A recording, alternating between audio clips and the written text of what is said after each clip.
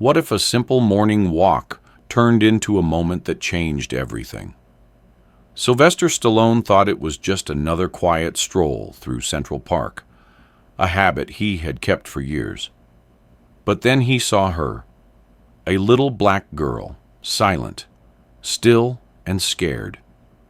She wasn't crying, but something in her eyes was pleading.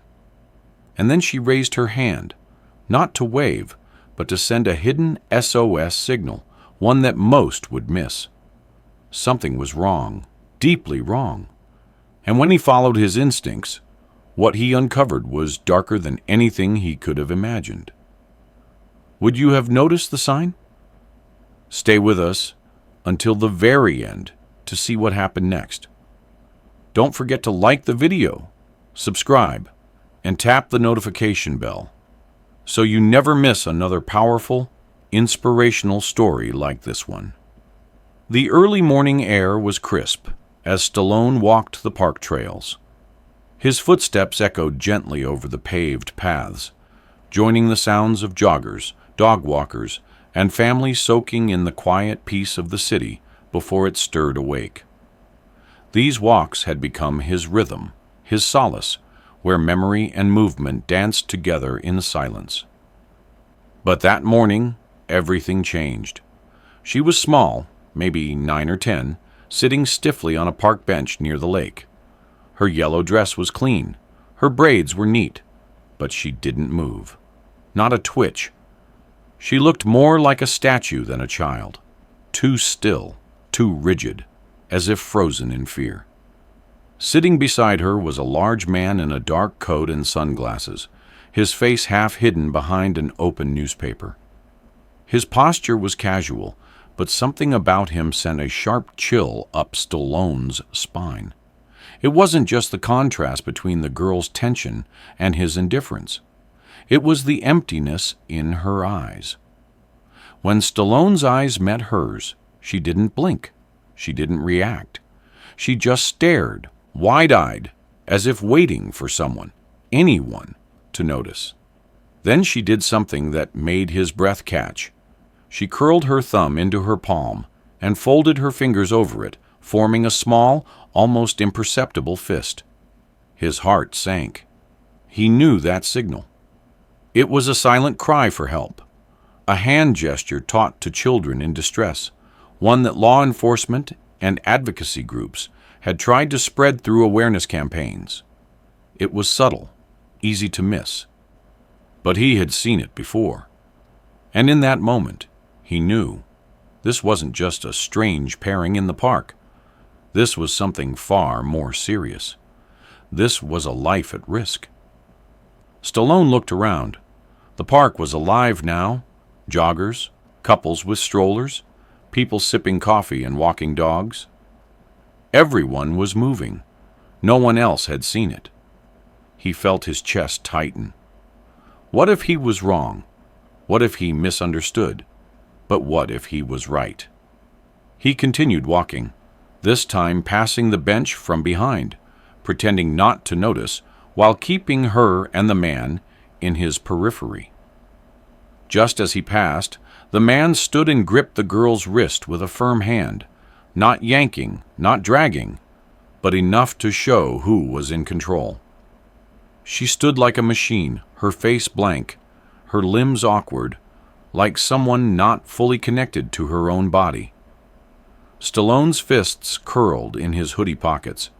He took out his phone, pretending to check the time, and began walking a few paces behind them. They made their way east, out of the park, past the boathouse, and toward the 5th Avenue/59th Street subway entrance. Stallone's pace stayed measured, but his pulse was pounding now. He dialed 911. The dispatcher's voice was calm, professional. 911, what's your emergency? He kept his voice low. I think I'm following a child who might have been abducted. Central Park, heading into the subway at 59th and Lex. She gave the distress signal. The dispatcher asked for a description. He gave it, brief and clear. Man in his 40s, black cap, Sunglasses, dark clothes. Girl about 10. Blue dress. She signaled me. The dispatcher said help was on the way. He kept the line open. The man and the girl descended into the subway station, and Stallone followed, pretending to be another commuter heading to a late breakfast. They entered the southbound platform of the Q line. The air was thick with the smell of metal, oil, and day-old pretzels. The tile walls glistened with moisture. The man sat with the girl near the far end, close to the tunnel. Stallone took a seat 2 rows behind them. She sat pressed against the wall, her knees locked together, her hands folded tight. His arm stretched behind her across the seat, casual at first glance, but too controlled, too possessive. The train screeched in. They boarded. He followed. Inside the car, passengers scattered across the seats, their faces buried in phones and morning exhaustion. Stallone stood at first, then moved to sit across from them, sideways enough to keep his eyes on them without drawing attention. The girl stared straight ahead. The man rested one elbow on the seat's backrest. He looked bored, unthreatened. That bothered Stallone more than anything. He waited for a moment, then stood again, crossed over with slow, deliberate steps, and smiled as he addressed the girl. "Hey there," he said gently. "That's a pretty dress. My granddaughter loves that color too." The girl flinched just slightly. Her fingers twitched on her lap. The man tensed. "She's shy," he said, voice smooth but sharp. "We're heading home." Stallone nodded casual. "From where?" The man turned slightly. "You a cop or something?" "No," Stallone said evenly. "I'm just someone who knows what that hand signal means." The man's mask dropped. His mouth opened, then closed. His grip tightened on the girl's arm. She didn't move, didn't speak, but her eyes were pleading now. Clear. "Director."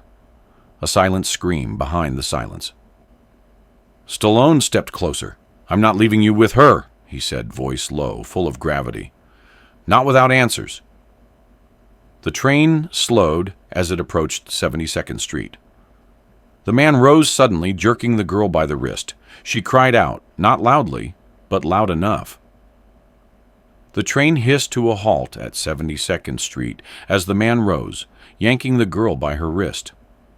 She stumbled, her voice escaping in a small, fragile cry, barely more than a whimper. But to Sylvester Stallone, it might as well have been a gunshot. He moved instantly, instincts sharper than age should allow, stepping into the man's path, blocking the narrow aisle with the weight of someone who had stood his ground more times than he could count. "She stays here," he said, his voice low, steady, but unmistakably final. The man's sunglasses slipped slightly as he turned sharply. His jaw tightened, a muscle twitching near his cheekbone. "I don't know who the hell you think you are," he snapped. "This is none of your business." Sylvester's eyes didn't leave his. "It became my business the second she asked for help." Behind them, a few passengers were now watching, shifting in their seats, sensing the sudden tension, but not yet sure what was unfolding. The girl stood frozen, pressed against the subway pole, her eyes darting from one man to the other. Her breathing was shallow, as if trying not to make noise, not to exist. The train doors began to close, but someone at the far end hit the emergency button, forcing them open again with a mechanical sigh. The operator's voice crackled faintly over the intercom, asking passengers to remain calm. Somewhere in the background, a woman muttered something about calling the police, but no one stepped forward. No one moved. It was just Stallone, the girl, and the man with the cap, locked in a moment so quiet it felt louder than any storm. The man took a step closer to Stallone, lowering his voice to a near whisper. "Walk away, old man. You have no idea what you're getting into." Sylvester didn't blink. "Maybe I don't," he said, "but I know enough to see fear when it's looking back at me." He motioned slightly to the girl. "She's not your daughter. She's not your niece. She's not anyone you should be walking out of here with." The man's lip curled. His hand twitched, like he was deciding something. Then, without warning, he shoved Stallone hard with both hands, sending him stumbling backward into a row of seats. Gasps erupted from the passengers. A phone camera lifted into view. The girl cried out again, louder this time.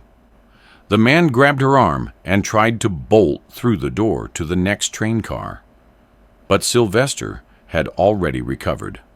With a grunt, he launched forward, caught the man by the collar, and slammed him sideways into the steel pole.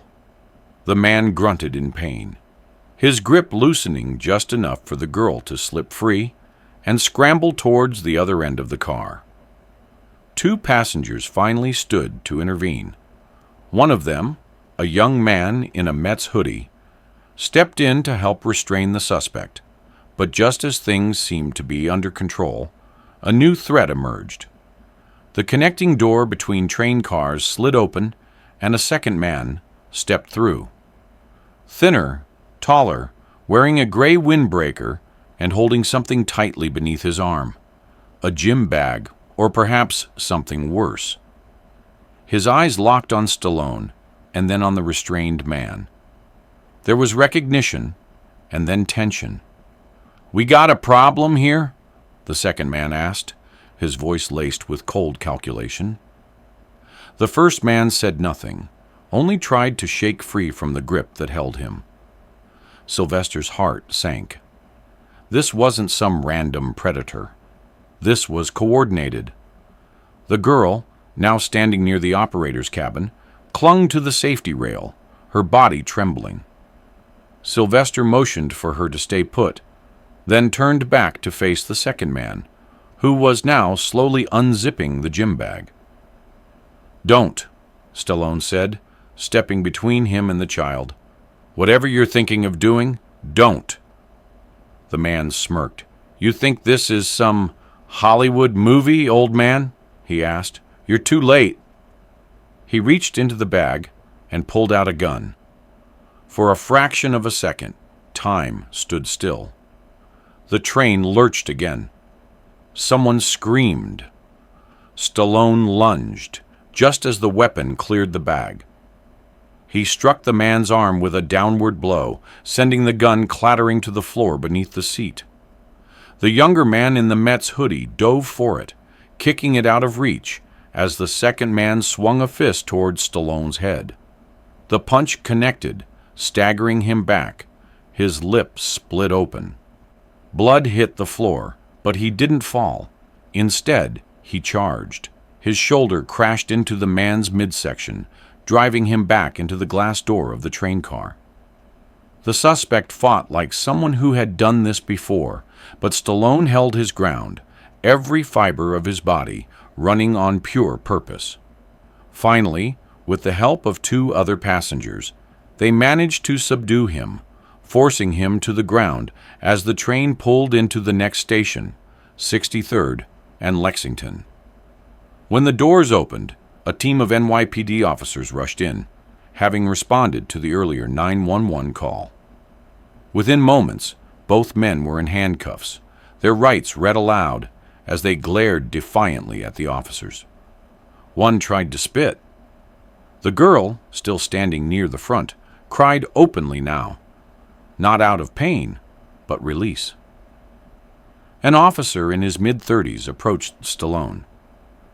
"You're the one who called this in?" Sylvester nodded, wiping blood from his mouth with the sleeve of his sweatshirt. "She gave the distress signal. I couldn't ignore it." The officer nodded slowly, then turned to look at the girl. "We've been tracking a ring," he said quietly. "Didn't know they'd gotten this far uptown. You just helped stop something much bigger than this one case."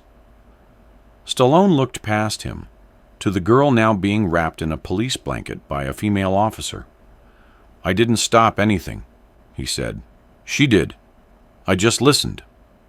As officers escorted the suspects off the train, reporters began to gather at the edge of the platform. Someone must have tipped them off. Cameras flashed. Microphones were extended. One shouted, "Mr. Stallone, what happened here today?" He ignored them.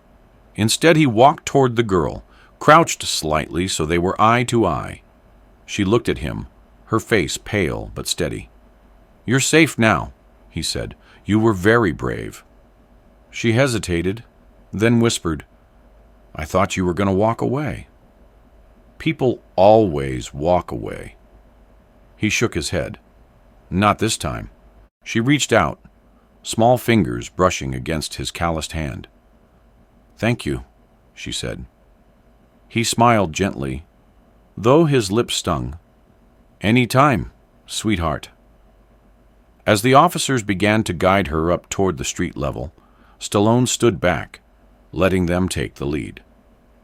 He watched until she disappeared from view, flanked by people who could now help her in ways he couldn't.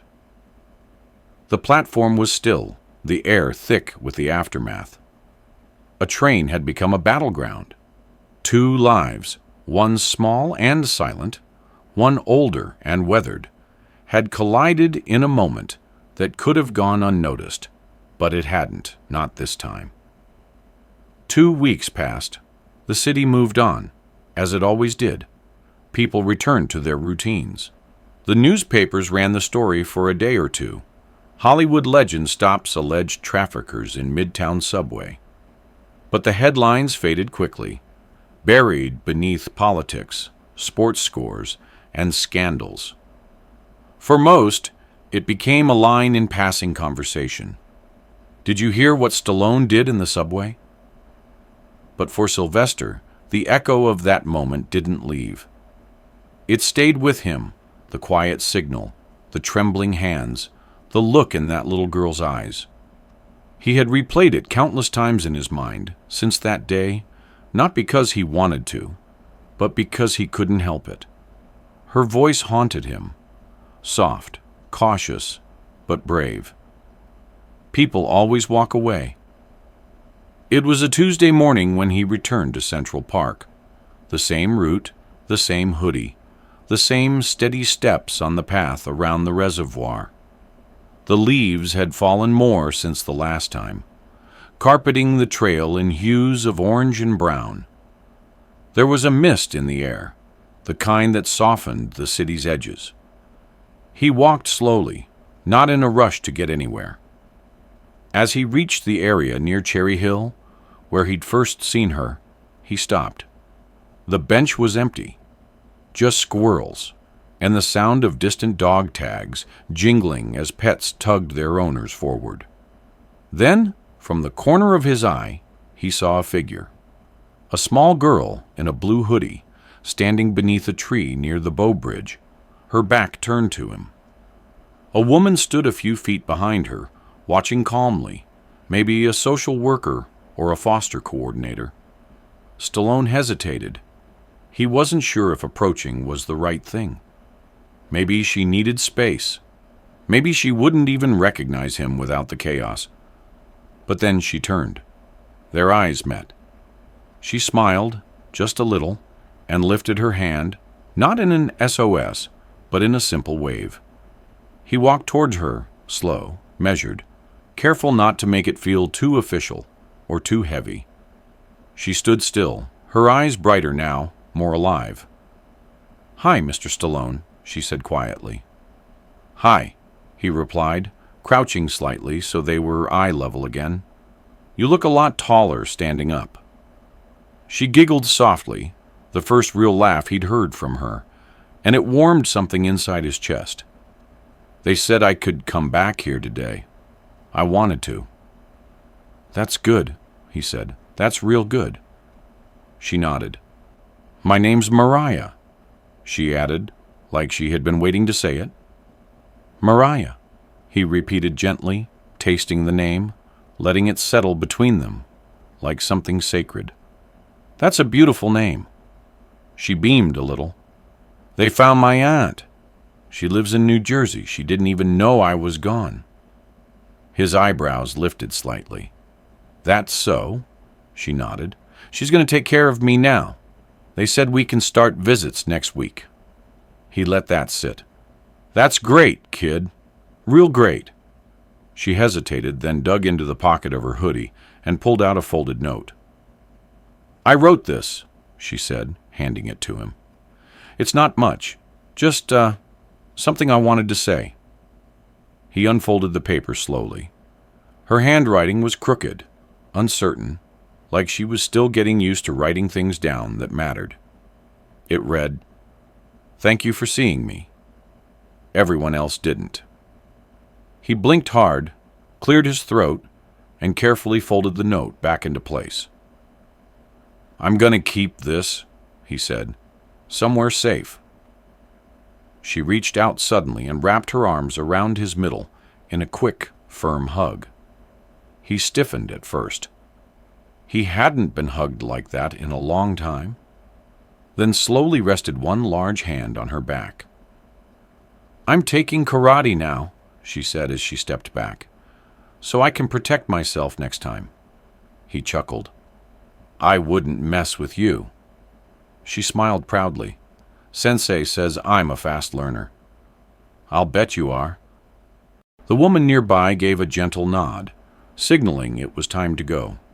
Mariah looked back once more. Bye, Mr. Stallone. Bye, Mariah, he said, raising his hand. She ran back to the woman, who placed a hand gently on her shoulder, and together they disappeared into the turning leaves. Stallone remained there, watching the path long after they'd gone.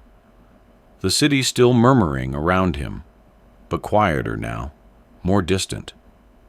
That night, he sat at his apartment window, staring out over the East River. The lights of Manhattan flickered like memories. The note sat on the table beside him, next to a mug of untouched tea.